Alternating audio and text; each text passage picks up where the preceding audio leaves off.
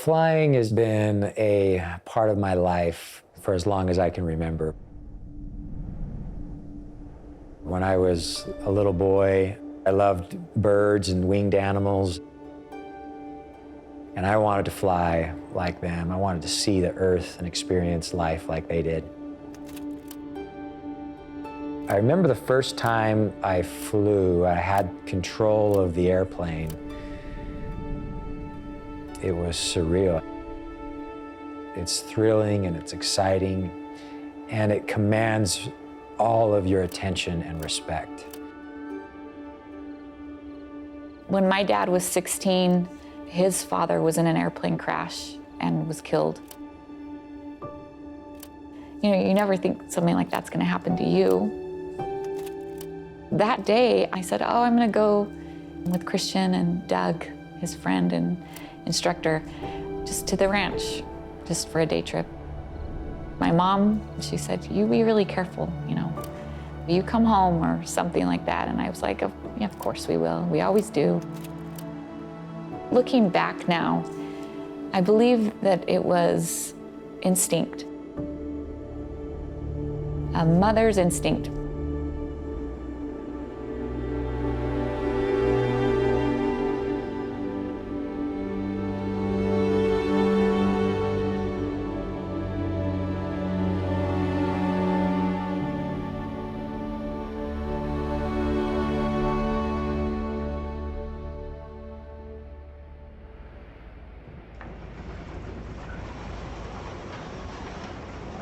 Stephanie and I, our life at that time was just perfect. I had a good job. I was flying. Our children were wonderful and beautiful and well-behaved, and our life was really happy. We had planned this trip with the three of us, Stephanie and me and my former flight instructor, Doug, to go to the ranch in New Mexico and just spend the day together. We woke up and dropped the 4 kids off at his parents' house. His mom watched the kids. And I left my home, and I was never going back to that house. And so we got to the ranch, we rode 4-wheelers around, and then we flew to St. John's, Arizona, where we were gonna refuel, and called the kids from the gas station and said, "I'll see you soon." The wing tanks were full of fuel. The three of us did our pre-flight check and climbed in and took off. I was sitting in the back, and then I remember being on the runway longer than usual. And then we got up, and I could tell very quickly something was really wrong. Doug and Christian were very frantic, talking very loudly and fast. And I just remember just sitting back in my chair, and I thought, this is how it ends?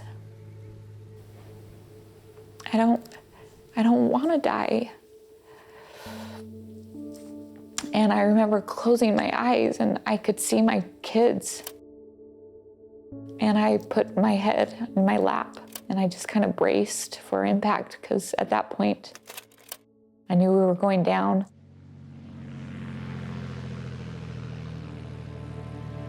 Doug had taken control of the airplane, and I thought maybe we were going to possibly land on this residential road. And we hit these power lines and crashed into this person's front yard, basically, with a big pile of firewood, which was now doused in our newly fueled airplane fuel and burning. When I woke up, I was in a burning cockpit.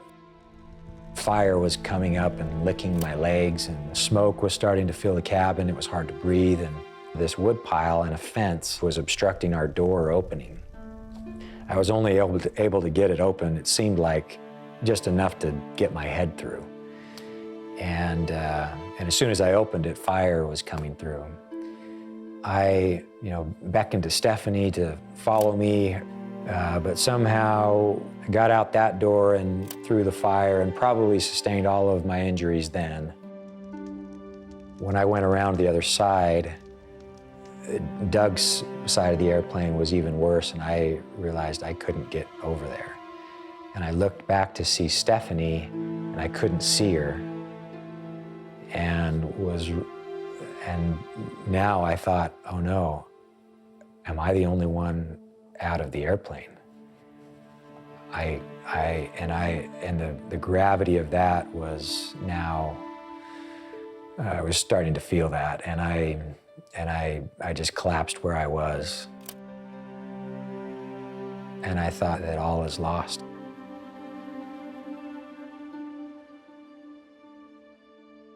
I woke up and the airplane was on fire, and I didn't see anybody in the seats in front of me. I could smell burning flesh. I knew that I was burning to death. And my door wouldn't open up, and I panicked. I screamed really loud. I was like, I'm stuck, someone help me. These flames just engulfing me. And it was so painful. And then I just felt like it can't be much longer now. And then you'll be gone. You'll be dead. And the second that I gave into that thought, I feel like energy and power from the other side. I feel like I felt my grandmother, her presence very strong. And somehow I was able to get my seatbelt off, the door open, and I rolled and rolled and rolled until I physically couldn't roll anymore. And I rolled under this beautiful tree, and I watched the leaves just sway in the wind. And then I felt like all of a sudden there was a giant release, and I could feel all of the pain. I was all of a sudden back. People were coming, and I remember one man who came and grabbed my head and just held me. And he looked at me and said, "You're gonna be fine. You're gonna make it." And I believed him. The first person who came to me, I asked him, "Is there anybody else in the plane?" And he said, I see somebody over there, and I see somebody over there. And I was so relieved that they were out, because I didn't know. I hadn't seen with my own eyes. 3 separate ambulances, 3 separate life flight helicopters showed up and all converged on this scene in this small town. And 1, 2, 3, we were air evacuated to the Arizona Burn Center.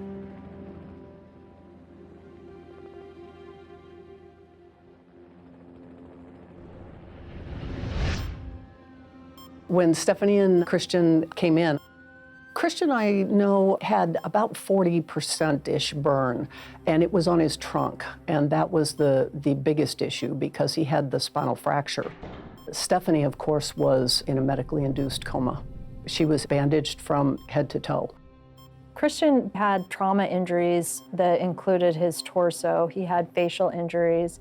He had a severe ear burn. When I first saw Stephanie, I walked in the room and I saw significant facial burns, significant shoulder and trunk burns. Her arms were burned all the way from shoulder to fingertips. She had significant burns on her back, including her scapula and her neck. My first interaction with them was taking care of them in the operating room. The operations are big, the room is hot, it's busy, it's loud. It is overwhelming to be in the burn room. For patients with large placental burns, we tend to keep them in drug-induced comas, and sometimes that's 2 or 3 or even 4 months. And quite frankly, that's okay. Nobody needs to remember what we do to these patients because it is terribly painful. Now, having said that, ultimately our goal is to get people back to where they were before. I was in a coma for 5 weeks, and I remember asking what the date was and how long it had been and where Stephanie was, where Doug was. But I was assured that I was in the best place for my injuries, and that Stephanie was in the room next door, and that she was being cared for. And I also learned that Doug had passed away. He had died from his injuries. I asked about Stephanie, and they said that she's very sick and that she had been burned more than 80% of her body, and that her whole face had burned off. And it was uncertain what her outcome would be.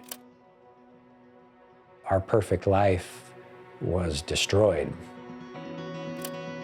You know, and also our children, our families felt like the best thing to do would be to ship them up to Utah, while Stephanie and I just tried to cling to life and to each other and to make our way back. Christian's first desire was, of course, to get immediately to Stephanie's bed, which he couldn't do, and was highly frustrating for him not to be able to do that. And I had to have the conversation with him that, you know, you can only do so much, and you have to be there for Stephanie, so you have to take care of you. The therapist knew what my motivation was, which was Stephanie. When I came into her room for the first time, she was completely mummified. The only thing that I recognized on her were her painted toenails. And I could touch my wrapped hands, I could touch her wrapped hands. And every day I would go in there and we would pray together, and I felt a connection with her there. Patients, when they're ventilated and they're medicated and they're not awake, they talk to us through the monitors. And when he walked in and he sat down at her bed and took her hand, her numbers came down. You know, that was just beautiful.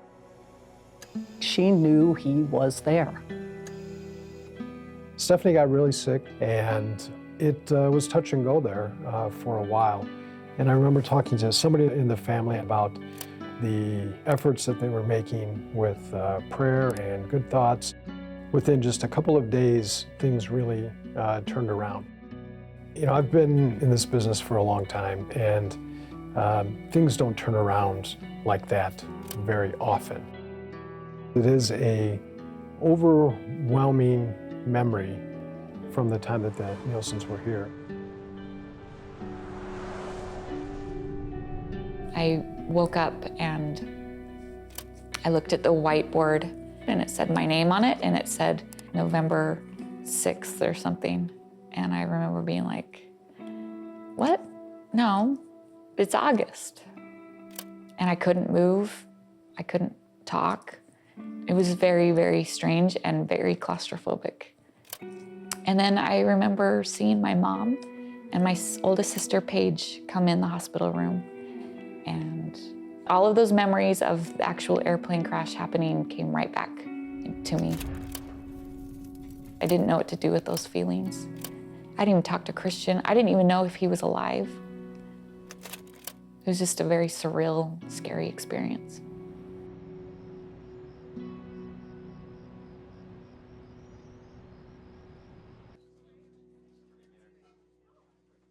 I remember having a dressing change, and I remember looking down at my arms for the first time. They were blotchy and purple and red and swirly, and I remember thinking, I don't want to see anything else. And I didn't ask questions because I didn't want to know the answers. You just do what you got to do and then get out of my room and let me just sup. It wasn't until maybe months later where they had unwrapped her face, and that was the first time I'd seen her skin. And her face was totally changed, but our bond and our life and our marriage and our relationship was more than skin deep. I still felt the same way about her as I always did.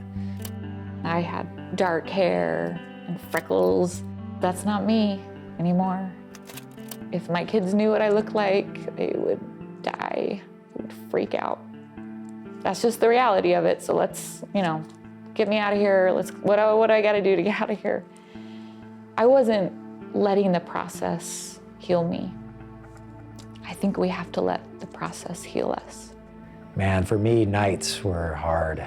When things slow down in the ICU, you're tired, but you can't sleep, and your mind races with the reality of it all. And it takes a special type of physician, a special type of therapist, a special type of somebody who knows the healing arts to help people through that time. I was just going through the process, and I had surrounded me a lot of people who were very patient with me, including my husband. The therapy and the dressing changes and the surgeries, on one hand, it's like hell. When I'm talking about the heavenly experiences, it's those people. We've been through some hard things together. A burn injury is a lifelong injury, and much of the really important things that happen beyond the acute care and outside of the hospital. And it takes a lot of effort on the part of a lot of professionals to get people back to where they need to be.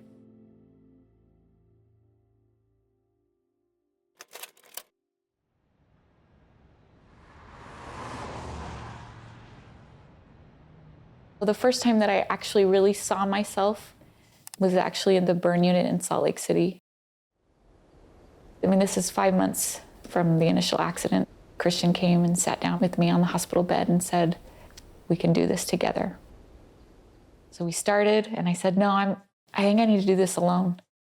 And he said, "Okay, promise me you'll do it?" And I said, "Yeah, I promise." So he left, and I sat there for 15 minutes. I was already crying, and I remember just kind of flipping the mirror over. I started with my chin and got to my lips, and then I saw my eyes, and I saw light in my eyes, and I knew I was going to be okay. It was a turning point in my recovery that changed everything for me, was to see my eyes, see the light in my eyes, and the light that I had, and the light that I could still give to others. There were times when I would think, nobody can do this for you. I had lots of people supporting me and loving me and helping me, but I had to do it. And it's one of the best lessons that I have learned in my life and will continue to guide me in my life, that we have to go through the hard times to really fully enjoy and experience the good times. I was 6 months to the days when we were all under one roof again, and we started sleeping in the same bed, and the kids were in their beds. Our kids probably don't recognize to this day how huge of a motivation they were in Stephanie's and my recovery. My kids, that was really hard. This was a huge change for all the kids. At night, we would finally lay down and we would talk sometimes through the night. Not only about the accident, but how we were feeling and how we were going to get through this, what life was going to be like. And some days she was the strong one carrying me, and other days I was the strong one carrying her. I always say, Christian married my heart. And when hard times come, you want someone to love your heart.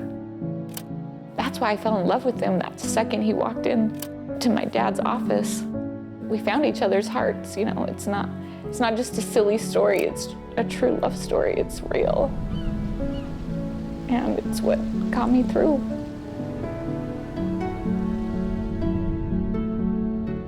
I think every patient teaches us something. Stephanie's lesson for me was my role as a mom. We model as parents, we model as wives. And for Stephanie, she modeled how you're going to get through adversity. And she did it with such grace. And I always thought to myself, I hope that I can model this for my girls the way she's modeling for her girls. Hey! She has shared everything through the blog, through her book, through all of her speaking that she's done and they've done everywhere. Good, bad, otherwise, openly, honestly. It's the ongoing transition of this family, the ongoing recovery and thriving from surviving and rebuilding and growing their family. Charlotte was a miracle. She's our miracle baby. And there's a place inside my heart that is reserved for my burn people. Dr. Caruso, Dr. Lettieri, this was a group effort. I'm a group effort, and I'm here because of them. You know, there's still a hole in our heart for the loss of our friend Doug, but we feel stronger. We feel, having been through something like this, it helps us to have perhaps more empathy that maybe we wouldn't naturally have. Perhaps we've proven that equipment that we can do hard things.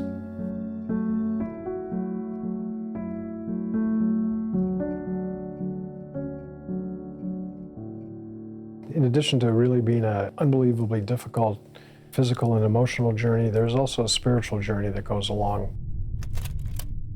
A lot of burn patients with really large burns come out on the other end, not only back to normal, but also with something special, something different. And I think that's true for the Nielsens. And I'm glad that I get to be part of that, and I'm glad I get to at least see a glimpse of that and sometimes feel like I get a piece of that. Because it's bigger than what we are. I believed that I wasn't alone. I believed that my prayers were being heard, even in my darkest hours. I had been given this amazing body that had just recovered from something catastrophic, and I was still standing, and that's something. I don't need to tell that to anybody, but I do want my children to know that if I went through this accident, it was horrible. There were some dark, dark days, but I overcame, and so can you. My divine purpose is to be a father and Stephanie's husband. That's how our relationship started. That's how we survived this life-changing event, and that's what will carry us through forever. My divine purpose is to be a mother. I think a mother includes all living things. It's anybody, anything. And if I raise good human beings that can pay it forward, carry it on, then all of this was worth it.